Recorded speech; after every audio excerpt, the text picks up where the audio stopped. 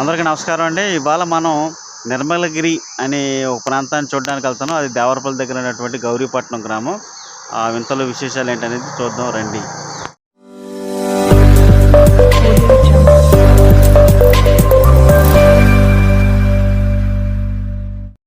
Friends, ఇవాళ మనం నిర్మలగిరి దేవరపల్లి మండలం గౌరీపట్నం అనే గ్రామానికి వెళ్తున్నాం. అక్కడ ప్రసిద్ధి చెందినటువంటి నిర్మలగిరి ఆలయం అంటే చర్చిని నిర్మించారు గత 25 సంవత్సరాల క్రితం. దాని విశిష్టతలు విశేషాల గురించి తెలుసుకుందాం. ఇది ఒకప్పుడు పశ్చిమ గోదావరి జిల్లా సమీప ప్రాంతం అయితే ఇప్పుడు తూర్పుగోదావరిగా మారిపోయింది. ఆ ఊరు గౌరీపట్నం అనే గ్రామం తూర్పుగోదావరి జిల్లాలోకి మారిపోయింది. ఇప్పుడు మనం భీమవరం నుంచి గౌరీపట్నం బయలుదేరాం. ఆ రహదారి ఏంటంటే Bhimavaram to Tadepalligudem to Nallajarla to Devarapalli to Gowripatnam. అంటే దాదాపుగా 4 ఊర్లు సమయించి వెళ్తాం అన్నమాట. ఇక్కడి నుంచి మనకు అక్కడ వెళ్ళడానికి దాదాపుగా 65 కిలోమీటర్ల నుంచి 70 కిలోమీటర్లు వస్తుంది. ఆ దారి ఇది మీకు చూపిస్తున్నాను. చూడండి ఫ్రెండ్స్, పచ్చడి వాతావరణం, చక్కటి ఆహ్లాదకరమైన దారి. ప్రతి ఆదివారం కూడా ఈ దారంట వెళ్ళేవాళ్ళు అక్కడికి ఎక్కువ శాతం మంది కనిపిస్తారు అన్నమాట అండి. అంటే అక్కడికి ఓన్లీ క్రిస్టియన్ సంబంధించిన వాళ్ళే కాకుండా మన తెలుగు వాళ్ళు వెళ్తారు, ఇతర మతస్థులు కూడా వెళ్తారు. ఇది గౌరీపట్నం సంబంధించి అంటే అనంతపల్లి దగ్గర ఉన్నటువంటి ప్రకృతి ఒడిలో ఉన్నటువంటి రహదారిని మీకు చూపిస్తున్నాను. చూడండి ఫ్రెండ్స్, ఈ దారి అత్యంత పెద్ద పెద్ద చెట్లతో ఉండడం వల్ల ఈ వేసవికాలం మనకి చల్లగా హాయిగా ఉందన్నమాట. నిజంగా చెప్పాలంటే నాకైతే మా ఇంటికాడ నుంచి పొద్దున్న బయలుదేరడం మాత్రం ఈ ఎండ చూసి భయం వేసింది. అసలు ఈ వీడియోకి వెళ్ళడం ఎందుకులే అనిపించింది. కానీ సర్లే వెళ్దాం, మనం కూడా వీడియోలు చేస్తున్నాం మొదలెట్టాం కానీ చూపిద్దాం. మన ఫ్రెండ్స్ కూడా కొద్ది గొప్ప వీడియోలు చేయడం వల్ల మనం కూడా కొంచెం పాపులారిటీ వస్తుంది అనుకున్నాం. అంత గొప్ప రాదనుకోండి నాకు తెలుసు. అయితే మన ప్రయత్నం మనం చేయాలి. ఎంతో కొంత ప్రయత్నం చేస్తే తప్ప అవ్వదు. సరే, మనం బయలుదేరేటప్పుడు చెట్లు అంటే ఒకప్పుడు పూర్వం అంటే ఒక 15 సంవత్సరాల క్రితం ఇదే దారిలో అంటే నేను వెళ్ళాను. అంటే ఇప్పటివరకు నేను గౌరీపట్నం వెళ్ళలేదు. ఫస్ట్ టైం వెళ్తున్నాను, ఒంటరిగా వెళ్తున్నాను. నా ఫ్రెండ్ని ఒకరిని రమ్మన్నాను, ఆడేమో ఇవాళ హ్యాండ్ ఇచ్చాడు. సర్లే నేను అక్కడనే ఆదివారం తప్పదు ఇంకా బయలుదేరిపోయాను. సరదాగా వెళ్దామని చెప్పి చూసొద్దాం. ఆ అందచందాలు అలాగే అక్కడ చూస్తున్నట్టు ప్రాంతాల గురించి హిస్టరీ గురించి తెలుసుకుని మనం ఒక వీడియో చేసి పెడదామని చెప్పి ఉద్దేశంతో బయలుదేరాను. కానీ చెట్లు అక్కడక్కడ మాత్రం ఉన్నాయి, కానీ ఆ చెట్లు నీడ మాత్రం హాయిగా ప్రశాంతంగా ఉందండి. నిజంగా మనకి ఏసీలు ఎందుకు సరిపోతాయండి? ఆ చెట్ల కింద కాసేపు అరగంట కూర్చుంటే హాయిగా చల్లగా నిద్రట్టేసింది. ఒక దగ్గర నిజంగా నేను వచ్చేటప్పుడు అయితే ఒక చెట్టు కింద పడుకుని పోయానండి. ఆ దారంటూ వెళ్తున్నప్పుడు మనకు ఒక పక్కన రహదారి పక్కన మామిడి చెట్టు ఒకటి కనిపించిందండి. తీసుకున్నాను, చూశాను. సరే, మన వాళ్ళకి ఈ మామిడికాయలు చూపిద్దామనే ఉద్దేశంతో సహజంగా మీరు మామిడికాయలు చూస్తూ ఉంటారు అనుకోండి. కానీ మన వీడియోలో ఏదో దొరికినటువంటి ఒక దృశ్యాన్ని మీకు చూపించే ప్రయత్నం చేస్తున్నాను. మొత్తం అంతా ఒకేలా ఉండకూడదు, అక్కడక్కడ మనకు కనువిందు కలిగించేటువంటి విశేషాలు కూడా ఉంటుంటాయి. అవి చూపించాలనే ఉద్దేశం. కొంచెం దూరం వెళ్ళాక నాకు ఈ పామ్ ఆయిల్ తోటలు కనిపించాయండి. ఇవి పెద్దగా భారీ లెవెల్లో పెరిగి ఉన్నాయి. అక్కడ ఆ తోటలో ఉన్నంత చల్లదనం నాకు తెలిసి బయట ఎక్కడ దొరకదు. అంత హాయిగా ఉంది అక్కడ. అయ్య బాబోయ్, అంత ఎండలో అక్కడికి వెళ్ళేటప్పటికి కూల్ అయిపోయిందండి మొత్తం బాడీ మొత్తం కూడా. ఎందుకనంటే ఆ చెట్లు చల్లగా ఉన్నాయి. కిందేమో వాటికి ఎప్పుడు కూడా నిరంతరం వాటర్ పెడతారంటండి. ఆ వాటర్ పెట్టడం వల్ల ఆ కింద ఉన్న నేల భాగం అంతా చాలా చల్లగా ఉండడం వల్ల ఆ ప్రాంతం అంతా కూడా చాలా కూల్గా ఉందన్నమాట అండి. చూడండి, ఈ పామ్ ఆయిల్ సంబంధించిన తోటలండి. ఈ సంవత్సరం పొడుగునా కాస్తాయి అనుకుంటా. ఈ నూనెకి వాడతారు.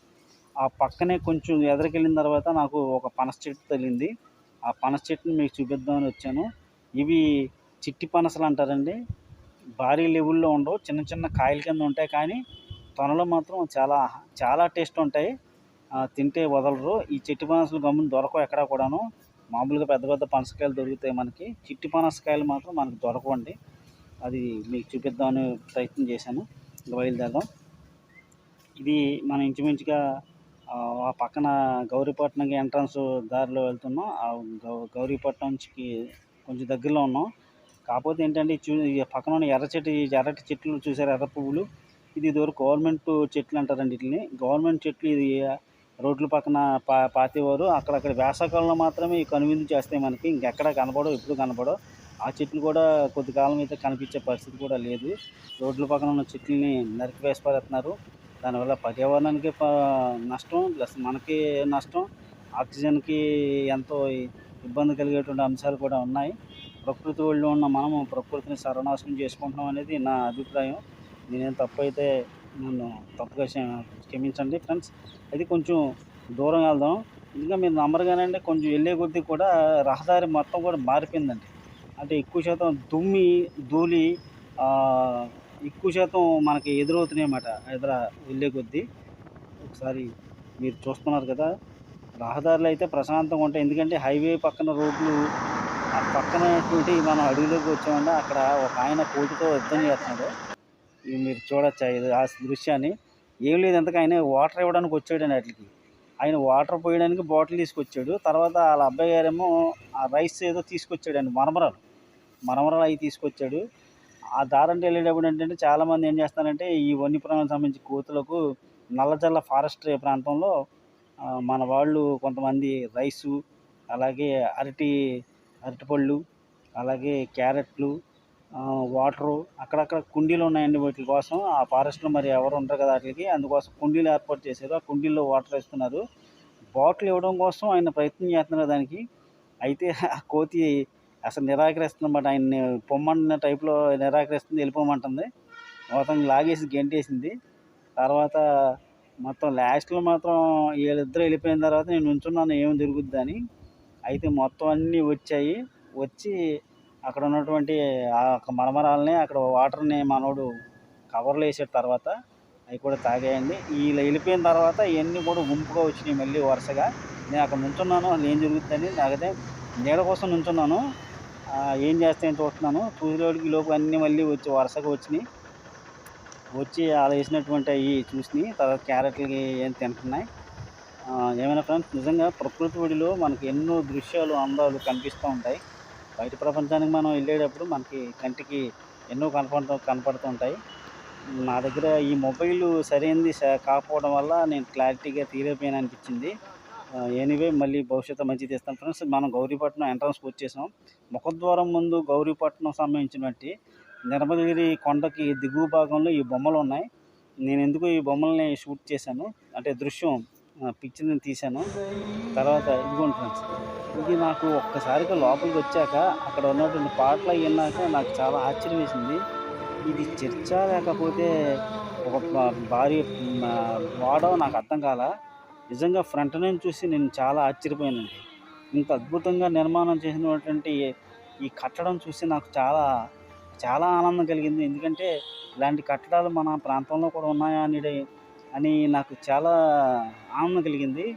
నేను రావడం, చూడడం ఈ ప్రదేశాన్ని, అలాగే చర్చిని చూడడం కూడా నాకు చాలా ఆనందం కలిగింది.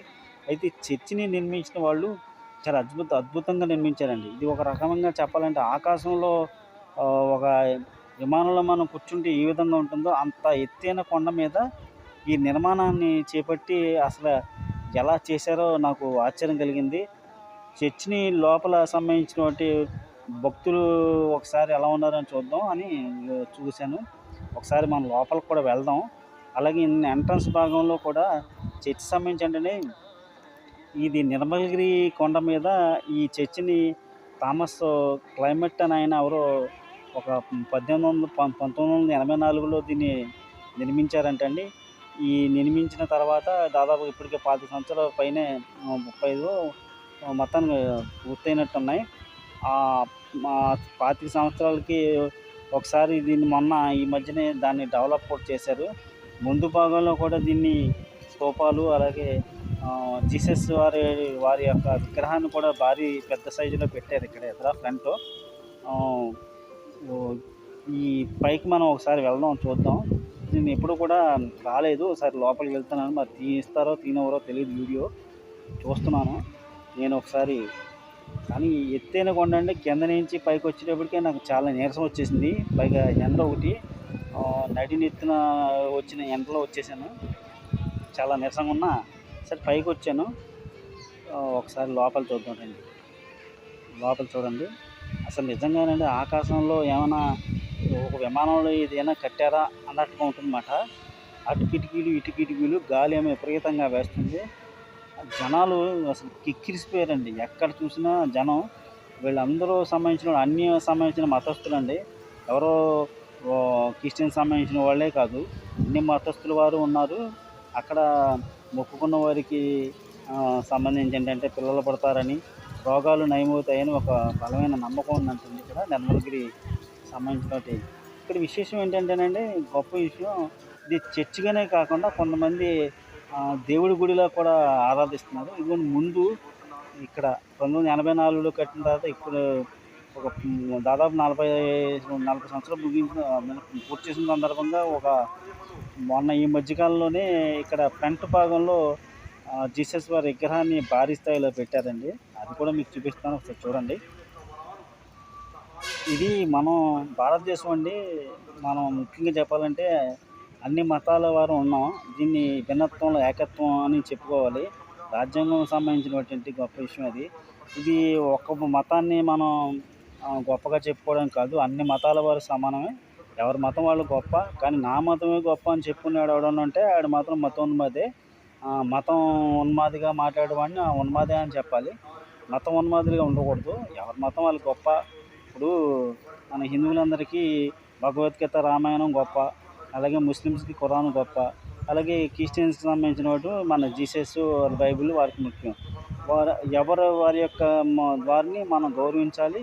వాళ్ళని మనం అందరం కూడా స్నేహితులు, అందరం మానవులు. ముందు మానవులన్నీ మర్చిపోయి కేవలం మతాలతోనే చేసుకోవడం అనేది కరెక్ట్ కాదనిపిస్తుంది. ఈ మధ్యకాలంలో చూస్తున్నాం అక్కడక్కడ. మతాలతో ఏముండదు. మతం ఒక మొత్తు లాంటిది, కులం ఒక పిచ్చి లాంటిది అనకూడదు. కానీ అది ఒక గజ్జి లాంటిది కూడా, గొక్కునే కొద్దీ కూడా పెరుగుతూ ఉంటుంది. ఇది పుట్టిన పిల్లోడికే కులం ముందు స్టార్ట్ అవుద్ది, తర్వాత మతం రుద్దుతారు. ఏదేమైనా సరే మనం ఎదిగే కొద్దీ మన ఇష్టాల బట్టి, మనం సాంఘిక పరిస్థితులు బట్టి, భౌగోళిక పరిస్థితులు బట్టి, వాస్తవాలను బట్టి మనం గమనించుకోవాలి. మతం అనేది ఒక మొత్తు లాంటిది మాత్రమే. మతం గురించి మనం దీని ప్రస్తావన తీసుకురావట్లా. చర్చి నిర్మాణం సంబంధించి ఇక్కడ అద్భుతంగా నిర్మించారు అనే విషయాన్ని మీకు తెలియజేయడం కోసం నేను ఇది వీడియోని మీకు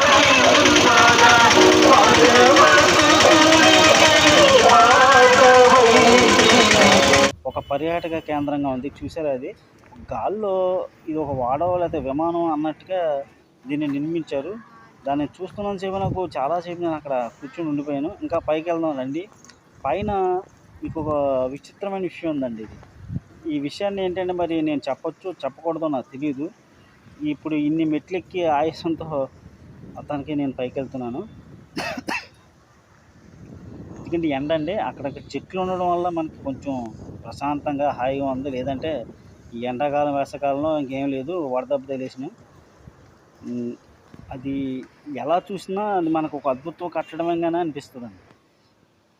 మనం కొంచెం పైకి వెళ్దాం రండి. ఆ కట్టడం కింద చర్చి కట్టడం నుంచి కొంచెం పైకి కట్టడం వెళ్తే ఇక్కడ నిర్మాణం ఒకటి మీరు చూడండి. ఆ సుదూర ప్రాంతంలో ఉన్నటువంటి గోపురం, ఆ గుడి గోపురం ఎలా ఉంటుందో అచ్చం అలాగే ఉందన్నమాట అండి. ఆ గుడి గోపురం పైన సిలువ సంబంధించినటువంటి ఒక దాన్ని నిలబెట్టారు. మనం చూడవచ్చు. మీరు కొంచెం పైకి వెళ్తే మనకంతా స్పష్టంగానే కనిపిస్తుంది. వెళ్దాం. మీరు చూస్తున్నారా, అదండి అక్కడ. అది మీకు మన దేవాలయాలకు సంబంధించింది ఎలా ఉంటాయో అచ్చం అలాగే నిర్మించారు. ఇదిగోండి ఇక్కడ రాళ్ళు అవి పెడతారండి. అంటే ఇల్లు కట్టుకునే వాళ్ళు ఎవరైనా ఉంటే ఆ రాళ్ళు పెడితే అంతస్తులు కడతారని ఒక నమ్మకం. ఇక్కడి నుంచి చూస్తే మీకు లొకేషన్లో నేను కింద చూపించినటువంటి చర్చిని, అద్భుత కట్టడాన్ని మీరు చూడవచ్చు. ఈ పైనుంచి ఇంకా పైకి వెళ్ళాల్సి ఉంది, వెళ్దాం. కానీ చుట్టూ అండి ఆ చర్చి సంబంధించినటువంటి చుట్టూ కొండ, నిర్మలగిరి కొండ పైన చూస్తుంటే కింద ఉన్నటువంటి కొన్ని ప్రాంతాలు చూడవచ్చు మీరు. ఇదిగోండి, మనం ఇక్కడి నుంచి మీరు బాగా అబ్జర్వ్ చేయండి. ఆ గోపురం కనిపిస్తుంది కదండి.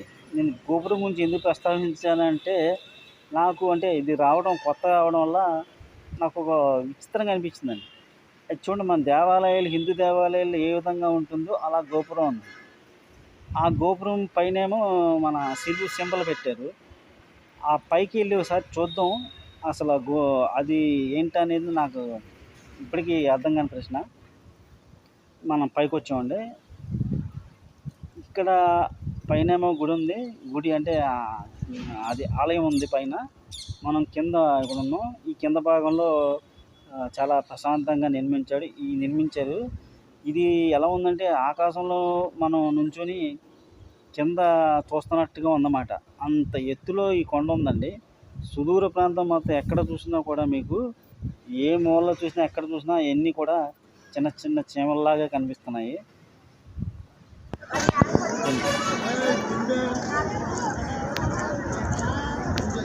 ఒక చెట్టు ఉందండి.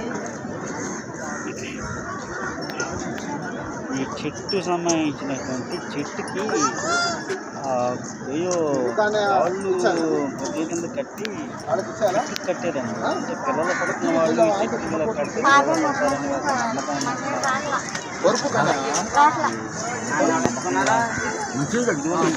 నేను కింద నుంచి ఈ గుడిలో ఉంది. గుడి పైన గోపురం పైన ఎలా నిర్మించారు ఒక గుడిని చూస్తున్నారా? ఇక్కడ సంబంధించినటువంటి గుడికి సంబంధించినటువంటి ఇది హిందూ దేవాలయాలకు సంబంధించినటువంటి ఏ విధంగా ఉంటుందో ఆ రకంగా నిర్మించారు. ఇలా నిర్మించడానికి కారణం ఏంటనేది నాకైతే తెలియదు.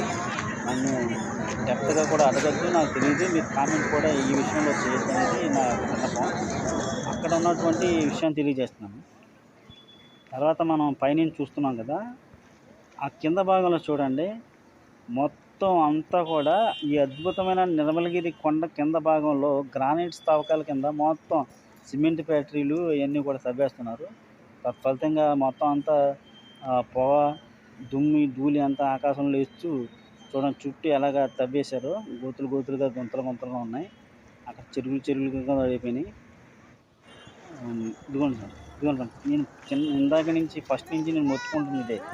ఇది ఒక అద్భుత కట్టడం అని అనడానికి చూడండి, ఇది విమానమా లేకపోతే ఒక వాడ? దీన్ని అసలు ఆకాశంలో ఏ విధంగా నిర్మించారు అనేది నాకు చాలా అద్భుతంగా అనిపించింది. నేను చూస్తూనే ఉన్నాను ఫ్రెండ్స్. నాకైతే చాలా బాగా నచ్చింది ఈ నిర్మాణం, ఈ కట్టడం. మన వీడియో